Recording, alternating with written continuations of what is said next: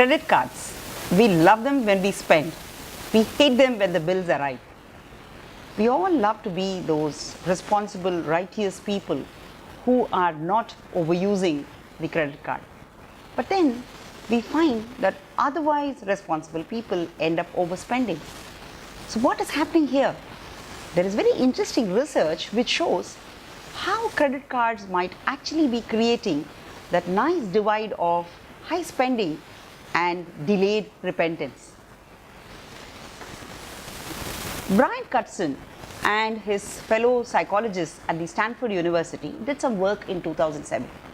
They did some MRI scans of the brain, and what they found was that there were two separate regions in the brain. There was the nucleus accumbens, which is the portion of the brain that's responsible for those pleasurable feelings that we get when we actually see a well-packaged product. The joy of a kid seeing a very nicely colored and decorated cake, for example.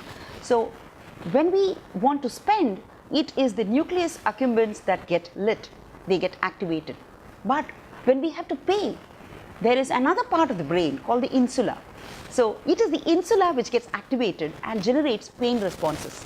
So you find that woman getting out of her car and bargaining for that bunch of coriander leaves. It is that struggle between her nucleus accumbens and her insula. She's paying cash, so she's getting that pain along with that pleasure of buying what she wants. What happens in a credit card spend is that there is just one portion of the story happening when the card is swiped. There is no pain response which accompanies the spending response when you're using the card. The pain is coming much later when the bill arrives. So most people who are swiping their credit cards might probably have the brain chemicals to blame for what's going on with their spending. So you can't keep blaming your brain chemicals for what's happening with your credit card balances. You have to take charge. Now the top player here is your card issuers, your MasterCard, Visa and others who are telling merchant establishments to simply accept your card and allow you to spend. They get their payments from these agencies. Then there is of course the issuing bank. Now your issuing bank is actually making you a loan when they issue a credit card to you. What happens is, let's assume that you spent about 50,000 rupees on the credit card in the first month. Now there is a time period over which you spend, and at the end of the time period you receive your credit card statement. Now what does your credit card statement say? It says that there is a minimum due of 2,500 from you. And you say good, and you pay off the minimum due. The moment you have paid the minimum due, the entire balance, that is the 47,500 rupees that is remaining unpaid, becomes a loan. Now the interest on this loan is 3% per month, which is like 36% per annum, one of the most expensive loans you can ever get because it's a completely unsecured loan. Now what happens after this is, let's assume you then made another purchase of 10,000. Now the interest on this purchase will start ticking the day you have made it.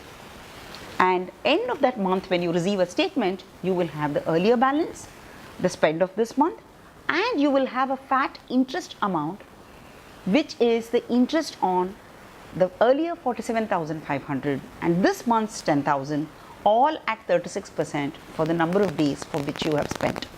So you will find that you keep paying the minimum amount, but the amount that is outstanding from you is increasing month on month. That's because this is now a loan which the bank is giving you at 36%. So you will find that you have an outstanding amount of 56,264, for example, in this case. And as you keep purchasing, you keep availing the loan. So when you use a credit card, it is important to remember that you are actually taking a loan from the bank. Unless, of course, you are paying off the entire balance the moment the card statement comes to you. Now this means that you have used those 45 days free period, in a sense that you have utilized the card but no interest is charged on you. But the moment you decide not to pay the entire amount, the balances become a very high cost loan. So whenever you use the credit card, please remember that you're actually borrowing from the bank and only take on that amount of borrowing that you can service.